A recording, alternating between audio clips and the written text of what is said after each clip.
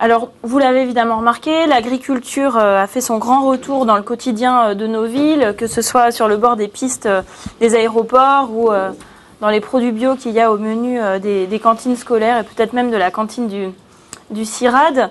Mais il y a 3 questions qui se posent sur ce retour. Est-ce que c'est un retour qui est là pour tout le monde, pour toutes les populations urbaines? L'agriculture est associée de très près à la ville. Est-ce qu'elle est réservée aux personnes qui ont des revenus moyens, autrement dit les CSP+, ou est-ce que la majorité des habitants peuvent y avoir accès? La deuxième question qui est en suspens, c'est en transposant ces questions du social au spatial, c'est est-ce que c'est une agriculture qui est pour tous les espaces de la ville et quelle place en particulier tiennent les quartiers les plus pauvres dans ce rapport à l'agriculture urbaine? Et puis en changeant d'échelle, est-ce que cette agriculture urbaine, elle est pensée pour tous les habitants de toutes les villes? Tous les habitants ne présentent pas, tous les villes ne présentent pas la même extension agricole dans l'urbain et dans le périurbain. Toutes les villes ne sont pas concernées à manière égale par les circuits courts en fonction de la taille, de la localisation géographique, de la croissance, des configurations topographiques ou des configurations politiques. Et donc dans quelle mesure le poids de l'agriculture urbaine aussi évolue par rapport à cela. Donc là il y a 3 questions en suspens et globalement je crois qu'on se pose la question de la possibilité de garantir à tous les consommateurs urbains, et j'insiste sur le tous, une alimentation en quantité suffisante et en qualité. Et donc, se pose la question de l'agriculture urbaine dans cette alimentation en quantité et en qualité pour tous les habitants. Donc 2014, c'est l'année du mariage pour tous. Peut-être que les années à venir seront l'année de l'agriculture urbaine pour tous. Je ne reviens pas sur la définition de l'agriculture urbaine qui a déjà été bien donnée par Christine. Pas la peine non plus de revenir sur l'idée de pourquoi on en parle autant, vis-à-vis notamment d'une réponse aux crises et puis d'une réponse aux déséquilibres qui peuvent exister entre la disponibilité des ressources et puis leur exploitation par les sociétés. Ce qui m'intéresse plus, c'est de voir quels ont été les manques, de quoi est-ce qu'on parle peu quand on parle d'agriculture urbaine et donc quelles notions peuvent nous aider à avancer. Dans le regain d'intérêt qu'on a pour l'agriculture urbaine, il semble qu'il y a un certain nombre de populations qui sont laissées de côté. Et en fait, il y a un paradoxe entre la proximité et puis l'insécurité alimentaire. Et parfois, on peut être proche de la production agricole et néanmoins être en insécurité. Donc ça a été largement montré par les travaux sur la faim et la famine dans les pays du Sud. Et puis ensuite, il y a une mode dans des circuits courts, et en particulier en Rhône-Alpes, dans la région qu'on travaille avec mes collègues, il y a une mode des circuits courts, mais il y a quand même un écart persistant entre certains espaces défavorisés, les marges socio-spatiales urbaines, et puis les espaces agricoles qui les entourent. Il y a un écart qui est d'autant plus criant qu'à l'inverse, les initiatives qui connectent ces espaces agricoles aux populations les plus aisées des villes, eh bien, elles font partie du quotidien de ces populations urbaines aisées et éduquées. Au nord, il y a certains travaux qui étudient l'approvisionnement des populations précaires en production locale, et Christine les a rappelés auprès des collègues de l'INRA ici, mais la plupart de ces travaux laissent de côté la place de la ressource agricole. Elle semble omettre la dimension sociale de l'agriculture, la question donc de l'accès à l'alimentation pour tous, et puis elle ne travaille pas forcément sur la ressource agricole elle-même et sur son maintien à proximité des villes. Même si ce n'est pas si simple, en fait on peut dire qu'en termes démographiques, les populations défavorisées, elles peuvent aussi contribuer au maintien de la ressource agricole à proximité des villes ou dans les villes, en fait il semble qu'on ignore un peu la diversité des processus qui peuvent réimplanter, accroître et renouveler les agricultures dans les espaces périurbains et urbains. On se focalise beaucoup sur on dit les populations urbaines, mais en fait on se focalise beaucoup sur les CSP+, et on ne voit pas forcément quel peut être l'intérêt, la manne aussi, de prendre les espaces urbains pris dans leur ensemble, avec les consommateurs urbains pris dans leur ensemble pour le maintien de cette agriculture. Donc, travailler autour de l'alimentation des plus pauvres, en fait, ne va pas de soi aujourd'hui dans l'examen des liens entre l'agriculture et la ville. Et il y a un manque d'études sur le rôle que peut avoir l'agriculture dans la réduction des inégalités. alors je caricature, hein, il y a quand même quelques études évidemment, mais c'est quelque chose à mon avis sur lesquelles on doit se pencher. Donc il y a deux notions sur lesquelles qu'on a convoquées avec l'équipe du projet pour travailler là-dessus. La notion de multifonctionnalité agricole, pour répondre aux enjeux de durabilité des villes et puis aux enjeux aussi de sécurité alimentaire de l'ensemble des populations, pour maintenir une agriculture visible à proximité des villes, eh bien, on peut regarder le caractère multifonctionnel de l'agriculture et considérer peut-être l'agriculture comme un service urbain, qui serait un service peut-être public dédié à tous les habitants. Donc c'est aussi dans ce cas considérer l'agriculture comme une ressource naturelle, une ressource alimentaire, une ressource sociale à protéger. Et puis quand on considère que l'agriculture peut avoir un poids dans la réduction des inégalités, eh bien on peut convoquer la notion de justice alimentaire. C'est une notion qui est plutôt bien installée dans les recherches anglophones et qui est en développement dans les recherches francophones, qui s'est beaucoup développée dans le cadre des recherches urbaines surtout. On peut dire que sans en employer le concept, les recherches au Sud ont quand même largement influencé aussi l'émergence de ce concept. Et la notion de justice alimentaire, elle est apparue à la croisée des discours sur le droit à l'alimentation, les risques d'insécurité alimentaire, les objectifs de durabilité appliqués aux systèmes alimentaires. C'est une notion qui est souvent appréhendée par la négative. On pointe du doigt ce qui est refusé dans le système alimentaire actuel. Mais on peut aussi regarder une définition par le positif qui dit que ça désigne la répartition équitable des ressources alimentaires sur un territoire donné dans les modes de production et puis de distribution. Mais c'est une notion qui en fait est rarement associée à l'agriculture. Comme elle a une dimension assez urbaine, le lien entre justice alimentaire et agriculture n'est pas toujours fait. Et voilà, c'est poser la question pour nous d'observer ce point de contact entre les questions de justice alimentaire et d'agriculture, et donc d'affiner socialement la question des relations entre l'agriculture et la ville. Par rapport à cela, comment est-ce qu'on a décidé de travailler donc avec l'équipe? Ce n'est pas uniquement fondé sur la disponibilité des ressources agricoles à proximité des villes. En fait, on a plutôt fait l'hypothèse que la question d'alimenter tous les consommateurs urbains, c'est pas forcément une question de disponibilité des terres agricoles ou des produits agricoles, mais c'est aussi une question de connexion ou de déconnexion. Donc à partir d'un schéma que j'avais réalisé dans mon travail à Buenos Aires, vous voyez, vous retrouvez les espaces habituels des systèmes alimentaires urbains, où il y a les zones de production, les zones de commercialisation et les zones de distribution après en ville. Et donc nous, l'hypothèse qu'on fait au départ, c'est de dire que quand notamment les quartiers défavorisés ne sont pas approvisionnés ou ne sont pas reliés à l'agriculture locale, c'est parce qu'il y a des coupures dans ces zones-là, d'accord ? Mais ce n'est pas forcément lié à la disponibilité des ressources agricoles. Donc, voilà, on a supposé que l'absence de relation qui peut exister entre les quartiers les plus défavorisés et puis les agricultures urbaines, c'était lié à des questions de réseau, mais c'est peut-être aussi lié à une question de simple méconnaissance, comme si c'était aussi deux mondes qui se tournent le dos. Et donc en termes de teasing, j'arrive juste après notre cas d'étude, eh bien on voit ici une photo du plateau des Minguettes à Lyon, et derrière l'agriculture céréalière, et puis plus à droite, il y aurait en fait des champs maraîchers. Et quand on demande aux populations d'analyser cette photo, eh bien on se rend compte qu'ils ne connaissent pas des champs qui pourtant sont à la toute proximité de leur espace.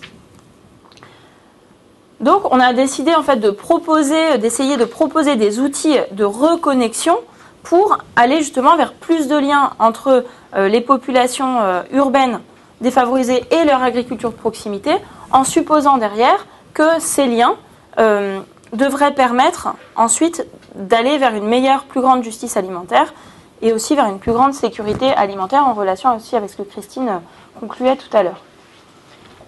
La deuxième hypothèse qu'on a faite, en suivant ce fil de la connaissance de l'agriculture de proximité, eh bien, on en est venu à travailler sur la question de la sensibilisation. Et on s'est dit que la reconnexion des espaces urbains défavorisés avec leur agriculture de proximité, elle dépendait d'un phénomène d'interconnaissance mutuelle des espaces et des acteurs. Avec ce schéma-là, on se dit que voilà, on part d'un système où la ville est déconnectée de l'agriculture urbaine et périurbaine parce qu'il n'y a pas forcément de connaissance ni des acteurs du monde agricole, ni du fait qu'il existe une agriculture urbaine et périurbaine.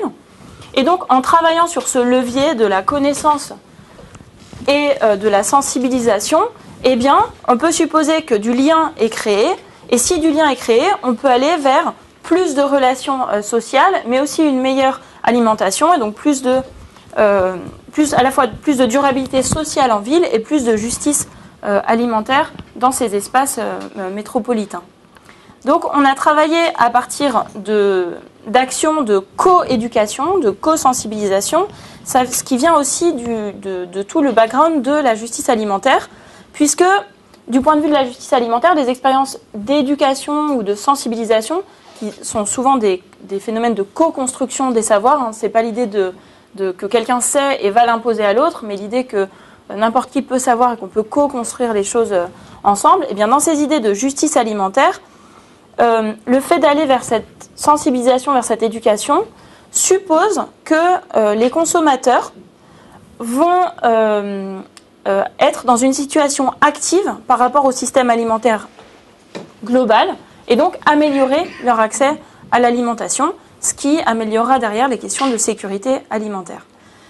Parmi les lieux de sensibilisation, évidemment l'école est un lieu très important, et on en a parlé tout à l'heure de pédagogie, et il y a plusieurs niveaux, notamment au niveau primaire, en 5e et puis en seconde, où le concept de développement durable est bien mis en avant, mais où le concept de justice n'est pas employé, et où surtout l'agriculture en fait est très minoritaire dans les actions qui sont en lien avec le développement durable. Et quand il est question d'alimentation, c'est toujours du côté de la nutrition, pas forcément du côté de la production.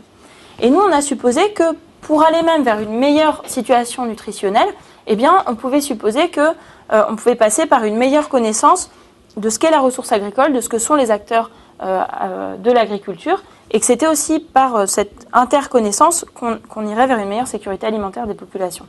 Donc à partir de là, on a mis en place un protocole qui est un protocole encore exploratoire aux Minguettes à Lyon. On a choisi les Minguettes, qui est donc un quartier de grands ensembles du sud-est de Lyon, donc de la proche banlieue de Lyon, hein, ça touche Lyon. Et les Minguettes, c'est une marge sociale, puisqu'il y a 30% de la population qui a des bas revenus en 2009, 78% des habitants de plus de 15 ans qui ont un niveau de formation inférieur au bac. C'est aussi une marge spatiale, c'est un quartier qui a une image forte, hein, qui a aussi une image médiatique de quartier de banlieue, et puis avec tous les clichés hein, qui sont liés qui sont associés à ce type de quartier, et qui a donc un effet repoussoir. Et dans les représentations, c'est un quartier qu'on a tendance à désigner comme là-haut, le plateau, voilà, qui est assez déprécié. Et donc vous pouvez voir une photo ici au niveau avant qu'on monte justement sur ce plateau. Et puis les Minguettes, eh bien, c'est aussi peut-être une marge alimentaire. Quand on regarde le panorama de l'offre commerciale alimentaire, on a la tentation de parler d'un désert alimentaire, voire d'un désert de circuits courts. On constate qu'il y a à peine une dizaine de commerces alimentaires pour une population de 20 000 habitants. Et par rapport aux autres espaces de Lyon, on voit qu'au Minguettes, il y a un magasin alimentaire pour 1286 habitants, alors que sur la commune de Lyon, il y a un magasin alimentaire pour 514 habitants. Donc a priori, ça apparaît comme un désert alimentaire. Néanmoins, il y a quand même pas mal de petits commerces de proximité. Donc plutôt que de parler de désert alimentaire, on a préféré parler de désert de circuits courts, puisqu'il n'y a aucun circuit court et l'accès aux produits locaux pour les populations est très ponctuel. Quand on regarde par exemple sur le marché des Minguettes, qui est un marché qui est essentiel au fonctionnement du plateau, il y a seulement une toute petite dizaine de producteurs qui vendent. Et donc, on ne peut pas dire que les populations n'ont pas accès aux produits agricoles, puisqu'ils ils se déplacent déjà hors du quartier, ils vont Carrefour, à Auchan, puis même au sein du quartier, il y a quand même une petite offre alimentaire. Par contre, il y a un faible accès des populations aux productions agricoles de proximité, et puis aussi quand on regarde le panel des revendeurs sur le marché, eh bien on constate qu'il y a un faible accès des populations aux produits agricoles de qualité. Ce qui pose des problèmes en fait de santé chez les enfants. Donc même s'il y a un accès aussi à ces produits frais agricoles, même s'ils ne sont pas forcément de qualité, visiblement il y a un décalage aussi dans l'usage de ces produits agricoles qui fait qu'il y a des problèmes de santé chez les enfants. Alors c'est un paradoxe à Lyon puisque comme vous le voyez sur cette photo, l'agriculture est à 2 pas du quartier et puis on est aussi dans l'agglomération lyonnaise qui est une agglomération où il y a une agriculture très diverse juste à la toute proximité de l'agglo. Et puis, c'est une agriculture qui est très connectée historiquement à la ville. Donc, c'est un espace où il y a beaucoup de circuits courts historiquement. C'est là où il y a eu... où les AMAP sont développés aussi de manière précoce. Et visiblement, ces espaces ont été connectés au circuit court, mais c'est surtout l'ouest lyonnais qui a été bien connecté, et pas tellement la partie est, et en particulier Vaux-en-Velin, Villeurbanne, Vénissieux, et les quartiers plutôt pauvres de l'agglomération. À partir de ces caractéristiques sociales, les Minguettes semblent constituer un cas extrême de déconnexion, et donc c'était un bon contexte pour notre questionnement sur le rôle des représentations que peuvent avoir les habitants déjà sur leur agriculture, et puis sur le rôle que peut avoir l'éducation dans le maintien de la ressource agricole. Donc au collège Elsa Triolet, on a monté un protocole, c'est un collège qui est classé éclair, donc c'est les ZEP+++,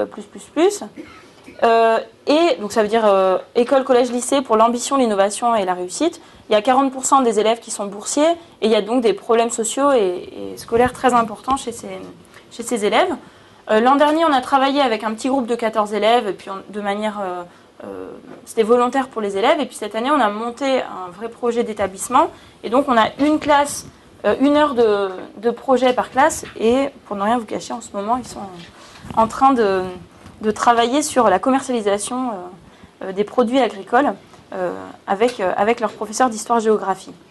On a mis en place 2 thématiques, une thématique autour de la connaissance de l'agriculture de proximité, et puis une thématique autour de la sensibilisation à l'agriculture de proximité, avec 5 temps. La prise en main du projet, ensuite tout un travail de recherche documentaire sur le thème de la production, de la commercialisation, de la justice alimentaire et de la nutrition. Ensuite, un temps où ils exposaient leurs connaissances auprès d'acteurs, donc auprès d'une productrice, d'une éleveuse de chèvres, auprès d'une chercheuse qui travaillait sur les circuits courts, auprès d'un responsable d'une épicerie solidaire, et puis auprès de l'infirmière de Vénissieux, qui est venue donc à chaque fois leur parler des 4 thématiques. Ensuite, on est allé sur le terrain pour qu'ils voient à quoi ressemblait leur agriculture de proximité, donc chez un producteur qui était lui-même vraiment à la toute proximité des Minguettes. Et puis ensuite, il y a une restitution devant les élèves de 6e et puis devant le reste du collège. Cette année, on a travaillé par demi-groupes. On a commencé par une introduction sur le terrain en montant un potager. Puis ensuite, on a travaillé sur la production durant tout le premier trimestre en les sensibilisant à la terre. Qu'est-ce que ça veut dire la terre? En leur faisant pousser différents légumes dans différents types de terre. Sur les saisons, sur la différence de produits entre les saisons, les espaces et les milieux. Et puis là, on attaque la commercialisation avec un travail sur les circuits courts et on va aller faire un jeu de piste sur le marché des Minguettes pour qu'ils connaissent les producteurs. Et ensuite, on va faire un travail sur la justice alimentaire qui est fait en partenariat avec Solvay, donc c'est Rodia qui n'est pas c'est pas une entreprise extrêmement connue pour ses aspects sociaux, mais dans le cadre de la RSS, ils nous financent une serre, donc on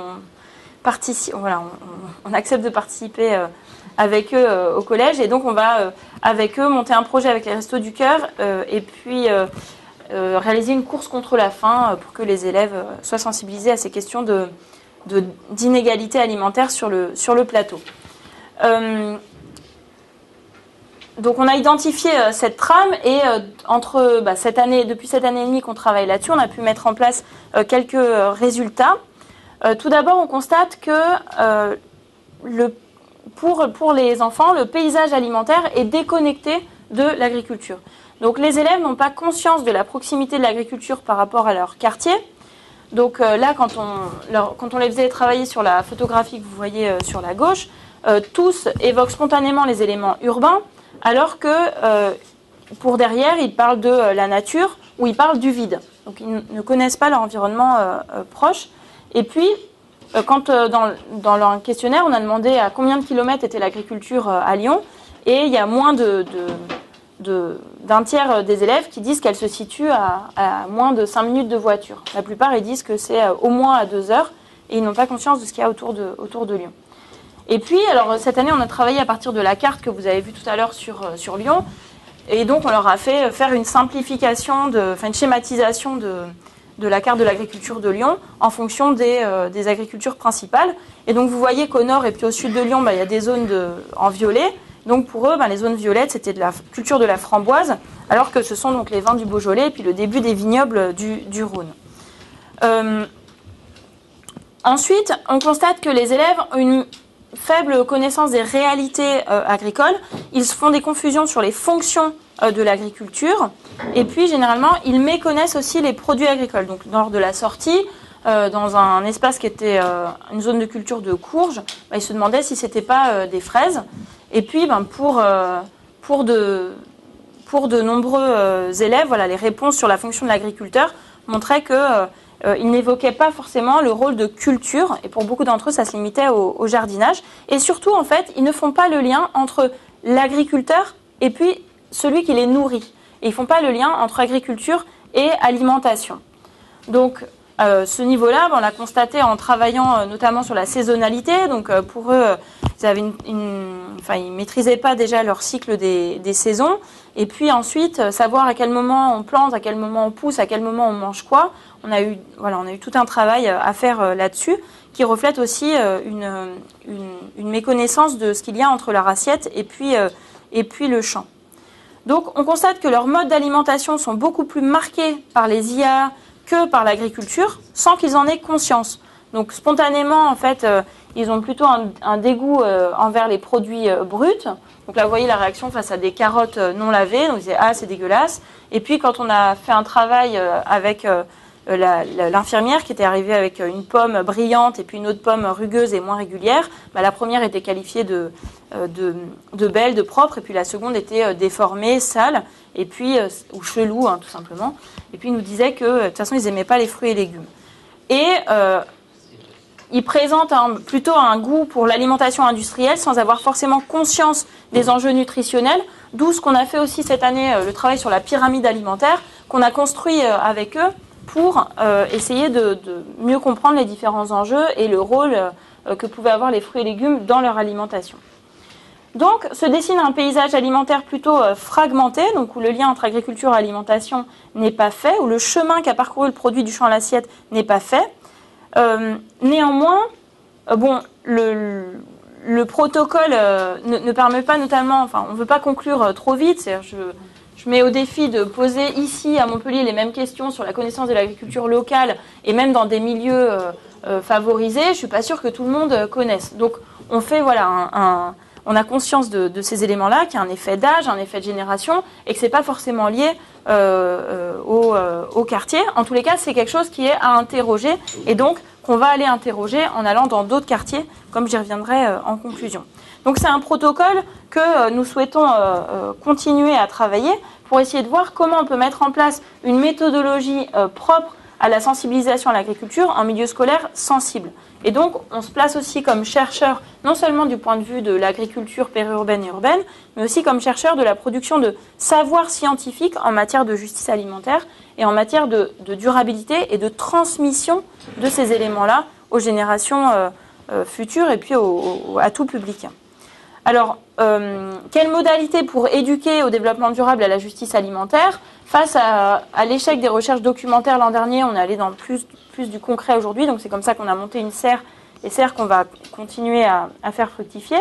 Ensuite, on a constaté que le projet était assez lourd en termes d'encadrement, et donc on a été vers de l'interdisciplinaire. Donc on était parti avec la prof d'histoire géo l'an dernier. Cette année, on a amené avec nous l'infirmière scolaire, le prof de sport et puis le prof de SVT pour aussi multiplier les forces vives dans cette action de sensibilisation.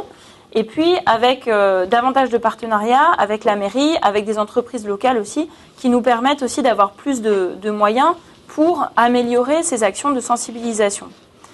Ensuite, on constate que l'approche en termes de paysage alimentaire permet de partir de l'existant et de l'environnement immédiat des élèves, y compris de ce qu'ils ignorent de leur environnement immédiat. Et donc c'est pour ça qu'on a décidé de créer ce paysage alimentaire de proximité qu'est le potager. Donc c'est une action qui est très courante aujourd'hui en termes de pédagogie alimentaire et qui permet à des enfants qui ont une très faible connaissance de ces éléments-là, eh bien, de mettre la main dans la terre. Alors au Minguette, il existe quand même des jardins ouvriers, mais que les élèves ne connaissent pas. Enfin, l'an dernier, sur les 2 années, là, sur 35 élèves, il y en avait une qui connaissait l'existence de ces jardins. Je crois que son grand-père y cultivait. Bon, et ensuite, l'autre élément, c'est que on s'est quand même demandé si, au-delà de si la sensibilisation à la ressource agricole était vraiment la priorité dans cet espace-là. Et pour nous, il y a un vrai choix de travailler déjà avec des 5e, parce qu'ils sont plus grands que dans le primaire. Et dans le primaire, on fait de l'éducation à la nutrition, mais c'est plus difficile de faire de l'éducation à la ressource foncière terre. Nous, ce qui nous intéresse, c'est de sensibiliser les enfants au rôle qu'a l'agriculteur et au rôle que joue l'agriculture en termes aussi fonciers, et que c'est important de préserver cette ressource terre, et on ne veut pas uniquement les sensibiliser à des questions de nutrition. Donc c'est aussi pour ça qu'on a travaillé avec des 5e qui dans leur programme en 6e ont déjà commencé à travailler un peu là-dessus. En 5e, ils ont tout un travail à faire sur les questions même de développement et puis de nourrir. Et donc, ça permet ils sont plus sensibles à ces questions-là, c'est plus facile de faire avec eux. Mais on a conscience que, notamment au niveau des chefs d'établissement, ils nous demandent de pas seulement travailler sur la ressource agricole, mais que la ressource agricole soit un vecteur pour parler d'autres choses, et en particulier un vecteur pour parler de santé publique, vu, encore une fois, les difficultés, les problèmes d'obésité qu'il y a chez les enfants de cet établissement. Le problème aussi, c'est que là, on touche 25 familles, enfin 25 enfants, on ne touche même pas 25 familles. Donc là, se pose aussi la question de diffuser ces éléments-là au-delà du cercle de la classe qu'on a. Donc, en termes de réalisation, on a organisé un concours de dessin sur tous les éléments liés à la production qui étaient importants à la fin du trimestre. Et de ce concours de dessin, on a créé ensuite des magnettes, et que les magnettes ont été diffusées dans les familles avec un rendu d'un questionnaire pour voir comment ce magnète avait été reçu, où est-ce qu'il avait été posé, est-ce que les familles avaient discuté, pour au moins élargir de l'enfant jusqu'aux familles ce processus de sensibilisation. Alors pour conclure, donc la transition vers la justice alimentaire et puis au-delà vers la durabilité urbaine, elle peut prendre appui sur ces actions d'éducation pour encourager la participation de la population au système agroalimentaire et voir la prise de décision, en tous les cas la connaissance dans ce domaine. Et dans un contexte de développement, de promotion de l'alimentation locale, eh bien, l'intégration des marges à ces réseaux constitue bien un enjeu de durabilité, et l'un des éléments, la sensibilisation, semble pouvoir être intéressante pour aller vers cette intégration des marges à l'agriculture de proximité. La dimension collaborative entre recherche, enseignement et structure territoriale associative, elle semble essentielle à la formation des individus comme citoyens, et donc plus largement suite à leur participation à une préservation de ces agricultures. Mais surtout, en fait, cette opération de sensibilisation, eh bien, elle nous amène à travailler sur les questions de droit à l'alimentation et de se demander si le droit d'accès à la ressource agricole, et notamment à la ressource agricole de proximité, on ne peut pas aussi le voir comme une forme de droit à la ville, comme ça a été travaillé par d'autres acteurs. Bon, néanmoins, comme je vous disais, on sème des graines sans vraiment savoir ce qu'on va récolter, puisqu'on travaille à l'échelle d'1 an. Donc, notre souhait est de travailler à la diffusion de ces actions, donc je vous le dis, au sein de la famille, au sein aussi du quartier, en travaillant davantage avec d'autres acteurs dans le quartier.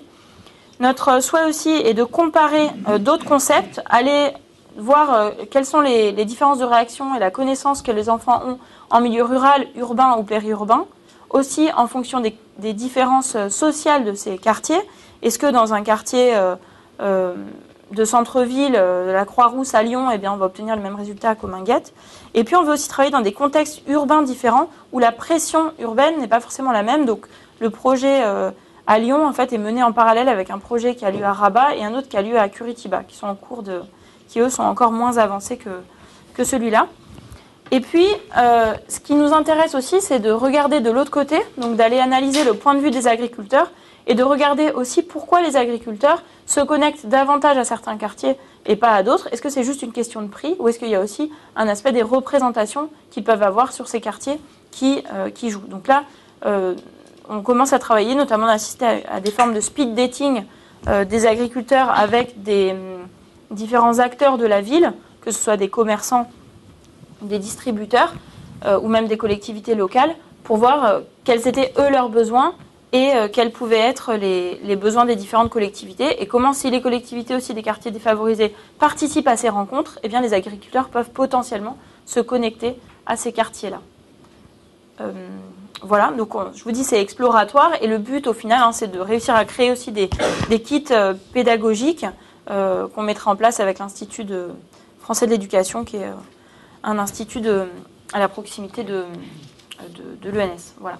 Je vous remercie et je voudrais aussi remercier Alice Nicoli, puisque c'est l'étudiante de Master 1, j'aurais voulu qu'elle soit là aujourd'hui, mais elle est en préparation d'agrégation, donc elle ne pouvait pas venir, qui a beaucoup travaillé sur ces questions-là l'an dernier, et donc les résultats de ce travail lui incombent aussi largement. Voilà. Merci beaucoup.